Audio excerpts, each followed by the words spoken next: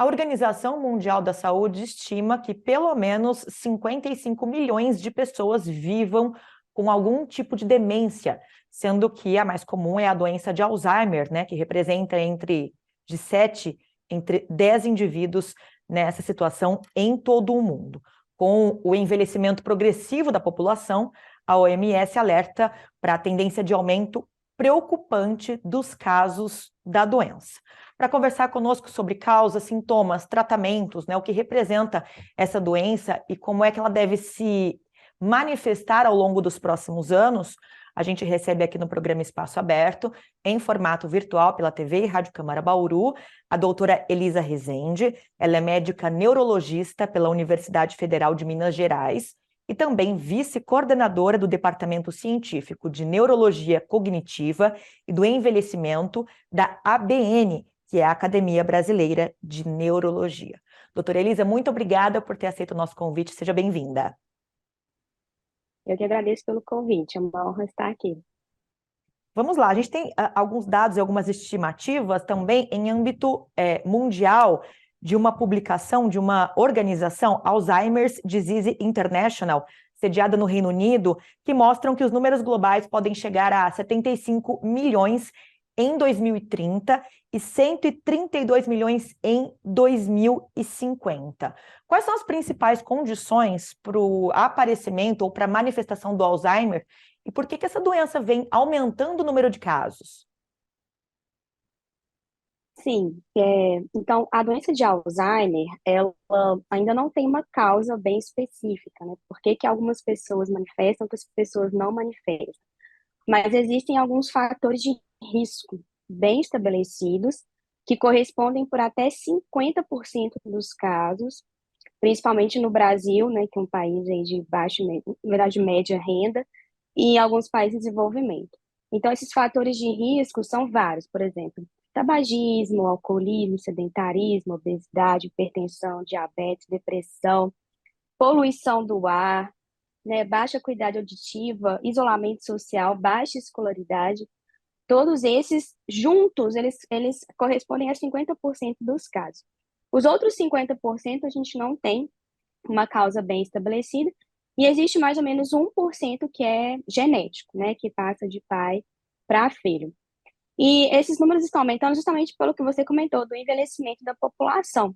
Então, nos países como o Brasil, países de baixa e média renda, está acontecendo um controle das doenças que eram transmissíveis, né, doenças infecciosas, infectocontagiosas, que antigamente matavam as pessoas mais cedo, agora elas estão bem controladas. Então, as pessoas estão vivendo mais. E a idade é o principal fator de risco para a doença de Alzheimer. Então, quanto mais idosa a pessoa, maior o risco. Então, por isso esse número está aumentando em países como o Brasil. Então, aquela preocupação muito comum, né, muito difundida de que a minha bisavó, o meu avô tiveram Alzheimer, faleceram, tiveram algum tipo de demência, qual é o risco que eu posso ter, levando em conta o fator hereditário? Na verdade, a grande preocupação deve ser muito mais com os hábitos de vida adotados do que com esses riscos por conta da genética.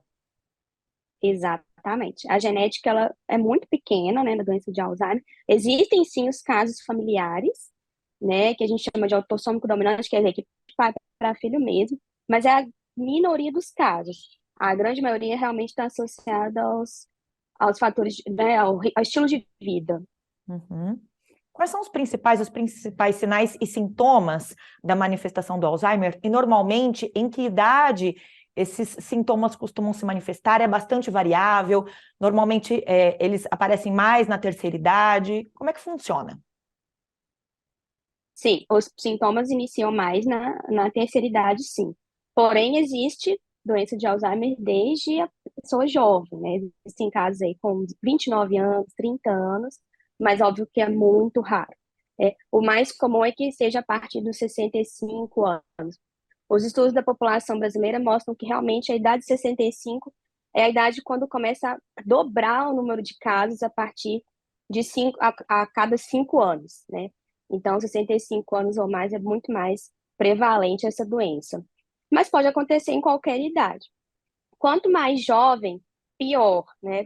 Mais agressiva é a doença, é até mais triste também, porque a pessoa jovem ainda está trabalhando e às vezes tem a doença de Alzheimer que atrapalha né, toda a vida da pessoa, com certeza, dos familiares. E os sintomas, eles são vários, né? A gente tem a doença de Alzheimer típica, que é aquela que caracterizada principalmente pelo esquecimento, pela perda de memória.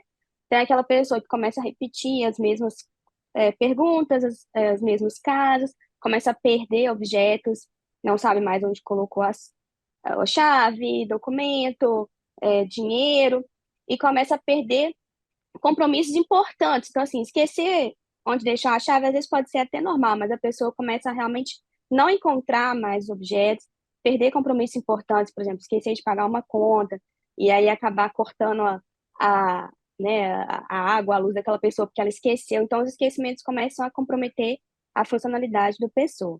Mas existem outros tipos de doença de Alzheimer também. Alzheimer não é só esquecimento, não é só memória. Existem alguns tipos, por exemplo, que afetam a questão da linguagem. Então, a pessoa começa a ter dificuldade de compreensão né, das palavras e de comunicação. E outro tipo que afeta a questão da visual. Então, a pessoa começa a ter dificuldade para enxergar. Algumas pessoas vão até no oftalmologista e com essa dificuldade de enxergar em profundidade, às vezes tem dificuldade de enxergar na periferia, a pessoa começa a trombar, começa a ter pequenos acidentes de carro, dificuldade para descer a escada rolante, e aí, na verdade, também pode ser um outro tipo de Alzheimer. Então, são sintomas muito variáveis, né? A mobilidade também pode ser afetada? Isso na fase mais tardia. A doença de Alzheimer típica, ela fica na questão cognitiva, né? Memória, raciocínio, linguagem, aviso espacial, por muitos anos, né? Vários anos, e depois, daqui uns 15, com uns 15, 20 anos de doença, a pessoa começa a ter mobilidade comprometida. Nos casos mais agressivos, tem alguns casos mais agressivos, 5, 10 anos já compromete a mobilidade, mas a grande maioria demora bastante. Uhum. Doutora, por que que as pessoas acometidas pelo Alzheimer acabam se esquecendo, né? Ainda falando sobre esse aspecto do esquecimento, acabam se esquecendo com mais facilidade de aspectos de situações recentes e têm muito mais facilidade para se recordarem de situações do passado, muitas vezes um passado mais remoto. Exato. Porque nós temos dois tipos de memória, né? Essa memória do passado remoto, que a gente chama de autobiográfica. Quer dizer, são fatos que estão assim, intrínsecos na nossa mente já, né? São, por exemplo, Consolidados. quando a pessoa. Exato, quando a pessoa casou, quando a pessoa, o filho que ela teve, é, aspectos da infância, aquilo lá está em regiões diferentes do cérebro do que as coisas que a gente aprende, né, no dia a dia ali, aquela memória mais recente. Então, por exemplo, o que comeu ontem, uma viagem recente que fez, aquilo como tem pouco tempo, está numa parte do cérebro que a gente chama de hipocampo, que é justamente a parte que o Alzheimer afeta mais. E essa parte do hipocampo, com o tempo, a memória vai indo para as outras partes do cérebro. E nessa memória recente não deu tempo ainda dela ir. Então, como o Alzheimer afeta justamente essa parte, a pessoa acaba perdendo a memória recente, mas a memória antiga que está preservada em outras partes do cérebro, ela continua tendo. Uhum. Como que é feito o diagnóstico da doença, né? A partir de quais sintomas eu tenho um idoso na minha casa, ele está apresentando sinais de esquecimento, eu percebo que essas memórias recentes estão se tornando afetadas. Quando é que eu percebo que é necessário recorrer a uma ajuda médica e como é feito esse diagnóstico? O diagnóstico é clínico, certo? Ele é feito por um médico. A especialidade, assim, vai neurologista, geriatra, psiquiatra e eventualmente até clínico geral tem essa condição de dar o diagnóstico. E, primeiro, pela história clínica, justamente os esquecimentos que comprometem a funcionalidade do indivíduo, né? Qualquer esquecimento, um esquecimento que compromete o funcionamento.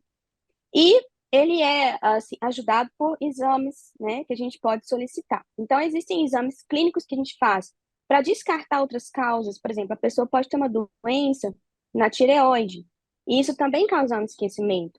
Ela pode ter uma doença, por exemplo, nos rins, e o rim dela não está funcionando bem, é que ela acaba ficando um pouco confusa. Isso pode confundir com Alzheimer. Então, a pessoa tem que fazer os exames para ver como está a saúde dela em geral, e um outro exame que ajuda também é o exame de imagem, que a gente fala que é a tomografia ou a ressonância do crânio, que ajuda a identificar justamente essa parte do hipocampo que eu mencionei, que ela vai estar mais atrofiada, vai estar mais encolhida, Isso também ajuda o diagnóstico. E hoje em dia a gente tem, em alguns centros, não é em todo lugar, né, do Brasil, que a gente tem a disponibilidade de usar os biomarcadores, que são proteínas específicas da doença de Alzheimer que a gente pode medir no líquor. O líquor é um líquido que circula pelo cérebro que a gente consegue tirar ele pela coluna. E a gente consegue dosar no líquor as proteínas específicas do Alzheimer. Então, esse diagnóstico é bem preciso, mas não está disponível, né, em todos os lugares. Uhum. A gente ouve falar a respeito da preocupação de quando as pessoas se aposentam, por exemplo, né? Até que ponto esta redução, essa queda no rendimento funcional, a pessoa trabalhava todos os dias em atividades que usavam muito o cérebro, por exemplo, atividades em que a pessoa lia, escrevia, fazia muitas contas, e agora a pessoa só fica em casa, a pessoa teve uma queda nesse rendimento funcional. De que forma isso afeta ou não na aceleração do aparecimento dos sintomas de Alzheimer? Sim, afeta. Isso é, inclusive, provado cientificamente. Tem vários estudos mostrando que a aposentadoria está associada a um risco maior de demência, sim. Justamente pela questão do cérebro ficar parado, né? Por não ter esse estímulo mais cognitivo. Então, a dica, né, que eu dou para os pacientes, que a gente conversa muito, claro que a pessoa um dia tem que aposentar e descansar, mas ela tem que manter a mente ativa. Por exemplo, fazer um trabalho voluntário numa organização não governamental ou uma creche, que seja um lugar que ela consiga manter a mente dela ativa, que ela tenha desafios mentais, que ela consiga, às vezes até, por exemplo, aprender uma nova língua, aposenta, mas vai entrar para aula de espanhol, na aula de italiano, né, para poder deixar aquele cérebro ativado e sempre desafiado. Porque realmente aposentar e ficar parado completamente é um risco, sim. Uhum. Hoje, quais são os tratamentos para as pessoas que são diagnosticadas com Alzheimer? Existe medicação, tratamento, alguma alternativa para retardar os sintomas ou estacionar os sintomas? Sim, existe tratamento, são medicações que elas aumentam um pouquinho a substância que falta no Alzheimer, que é a acetilcolina. Esse tratamento, ele não para a progressão da doença, mas ele desacelera. Então, ele lentifica. Então, a pessoa que ela iria demorar, por exemplo, 5 anos para piorar, ela vai demorar 10 anos para piorar, de forma mais, né, progressiva. Mas ela não para, a doença continua progredindo, só que mais lentamente. Existem agora duas medicações, que uma delas foi aprovada nos Estados Unidos, a outra deve ser aprovada em breve, que tem a capacidade de tirar a substância que causa Alzheimer no cérebro, que inclusive também foi, né, alvo da mídia recentemente, mas essa medicação também não para a progressão da doença. O que se sabe até hoje é que ela também deixa mais lenta. Ainda faltam estudos para ver a longo prazo se essas medicações vão realmente impedir a progressão, mas o que se tem até hoje é que ela só diminui a velocidade da progressão, mas impedir a progressão ainda não temos esse remédio. Uhum.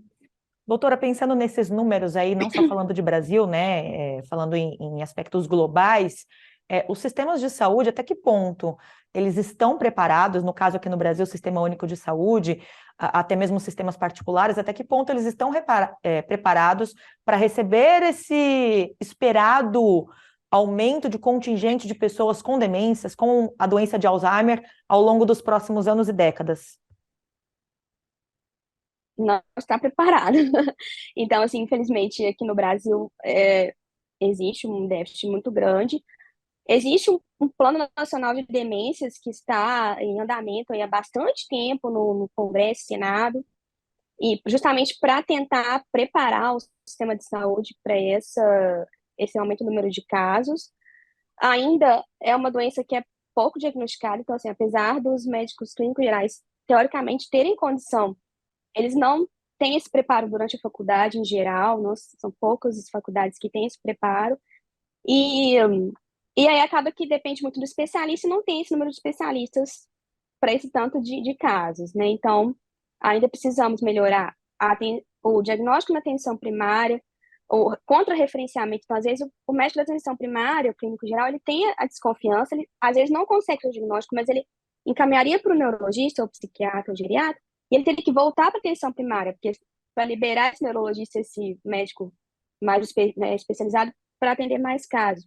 E às vezes a gente não consegue fazer esse contrarreferenciamento por diversos motivos. E além disso, também a questão da sobrecarga da família, né? É um cuidado caro. Quando a doença vai avançando, vai precisando de insumos que ainda, né, não são fornecidos por fralda, cuidador, a pessoa perde a renda, né, que é outro problema. O cuidador familiar, às vezes, tem que deixar de trabalhar para cuidar. Então, assim, é uma questão econômica muito importante que ainda não estamos preparados. Nós temos que melhorar os nossos planos aí para lidar com essa situação. Era justamente a próxima pergunta que eu ia fazer, né? É uma doença que acaba acometendo toda a família, afinal de contas, a pessoa vai perdendo a mobilidade ao longo dos anos, à medida que a doença vai se manifestando, né? Os seus sintomas cada vez mais progressivamente, vai perdendo aí a capacidade dos estímulos cognitivos, fica muito dependente ou cada vez mais dependente da família, que muitas vezes até precisa recorrer a ajudas profissionais, contratação de enfermeiros, né? Cuidadores. Então, é uma doença que, no fim das contas, envolve a participação de toda uma família, né, doutora? Exato. Toda a família é afetada, vamos dizer assim. Algumas famílias lidam um pouco melhor, outras famílias ficam bastante abaladas, né, com razão, por essa questão de não ter um tratamento eficaz, a gente não conseguir voltar ao que a pessoa era antes e nem também parar a progressão. Então, é um pouco assim, é, assim, a gente fica um pouco sem esperança, né? Algumas famílias, poxa, eu já sei o que vai acontecer. E, e isso afeta muito, então, assim, os cuidadores acabam adoecendo às vezes, de tanto estresse né, e sobrecarga, e essas pessoas têm que ter suporte, elas têm que procurar ajuda, porque elas também têm que se cuidar, porque é uma doença que afeta a família toda. Quais são as orientações para os cuidadores? Uhum. Então, é justamente isso, assim, procurar ajuda, primeira coisa, né? Você não está sozinho. Existem alguns grupos de apoio.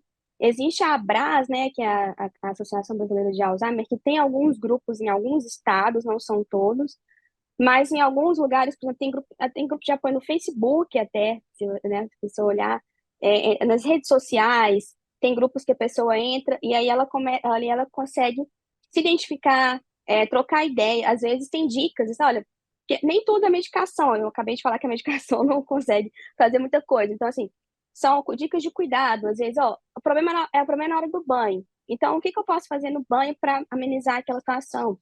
Então, tem uma profissional, um profissional que é o terapeuta ocupacional, que consegue, às vezes, direcionar essa família em como cuidar e como, assim, superar esses desafios da doença de forma, assim, mais tranquila. Então, assim, uma consulta com terapia ocupacional interessante para ajudar o cuidador. Então, grupos de apoio, terapia ocupacional, procurar informação é muito importante. E se cuidar também. Uhum. Uma última pergunta, só para reforçar o que nós já falamos ao longo de toda a entrevista aqui, doutora, com relação à prevenção. Essa questão dos cuidados com os hábitos de vida, com a saúde e também a manutenção desses estímulos cognitivos. Dicas práticas, o que você recomendaria? Ó, práticas, assim, três coisas. Exercício físico, fundamental. Exercício físico que realmente seja, assim, impactante. Por exemplo, aeróbico, que a pessoa sua, que ela tem ali uma frequência cardíaca aumentada, que o coração dispara um pouquinho. Porque só caminhar, conversando, geralmente não adianta. Às vezes a pessoa fala assim, ah, eu trabalho o dia inteiro, eu subo escada. Não, tem que botar um tênis e ir para fazer, né, aquele exercício que realmente vai suar, vai o coração disparar. Alimentação saudável. Existe uma dieta que também está bem estabelecida, que é a dieta mediterrânea, que é protetiva e contra o Alzheimer. Então, é aquela dieta que é rica em carne branca, pobre em carne vermelha, pouco carboidrato, mais castanhas, verduras e frutas, de preferência cruas ou até assim, pouco cozidas, pouco óleo, mais azeite e pouca gordura. Alimento industrializado, tentar cortar da vida mesmo, porque esses estão associados também ao aumento de risco. Então, dieta saudável. E o estímulo cognitivo. Então, é um estímulo que a pessoa realmente possa fazer. Então, se ela já aposentou, vai ser voluntário, vai aprender uma nova língua, aprender um instrumento musical, vai cuidar do neto, vai né, fazer alguma coisa que acabe. Palavra cruzada que seja, já é alguma coisa que a pessoa está fazendo, porque só ficar, por exemplo, no celular ou assistindo. televisão. E cuidar da saúde. Então, assim, se a pessoa tem hipertensão, diabetes, doenças renais, igual eu falei da tireoide, depressão, tudo isso tem que ser tratado e bem controlado. Porque todas essas doenças, se elas estão descontroladas, elas também aumentam o risco ali na frente. Perfeito, maravilha de entrevista, nossa prestação de serviços, orientação para você que assiste a TV Câmara e ouve a programação da Rádio Câmara, recebendo aqui no programa Espaço Aberto em formato virtual a doutora Elisa Rezende. Ela é médica neurologista pela Universidade Federal de Minas Gerais e também vice-coordenadora do Departamento Científico de Neurologia Cognitiva e do Envelhecimento da ABN, que é a Academia Brasileira de Neurologia. Gentilmente aceitou nosso convite para conversar sobre esse importante assunto: prevenção, tratamentos, diagnósticos e cuidados com os hábitos de vida. Doutora, mais uma vez, muito obrigada pela tua participação. Eu que agradeço a participação. Agradeço você também que nos acompanhou aqui pela TV e rádio e reforço que este conteúdo fica disponível na íntegra para você acessar em qualquer momento pelo nosso canal no YouTube. Procure lá o TV Câmara Bauru.